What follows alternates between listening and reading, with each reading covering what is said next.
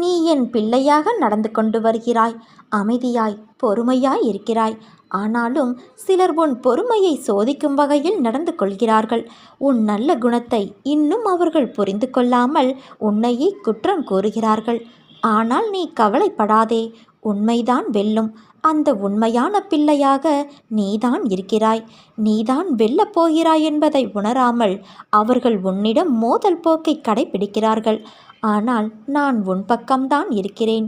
பொறுமையை தொடர்ந்தால் உனக்கான பரிசு ஒன்று வந்து சேரும். என் பிள்ளையாக நீ எப்பொழுதும் தொடர்வாய். என்னை நம்பாதவர்களுக்கே அநேக அதிசயங்களை நான் செய்தேன். உன்னை அழைத்தது நான். என்னையே நம்பியிருக்கும் உன்னை நான் எப்படி கைவிடுவேன்? உன்னை தூக்கி எறிந்தவர்களுக்கு நீ குப்பையாக இருக்கலாம். ஆனால் உன்னை தூக்கி எடுத்த எனக்கு நீ என்றுமே பொக்கிஷம்தான். நீ அனுபவித்த துயரங்கள் போதும் என் குழந்தையே.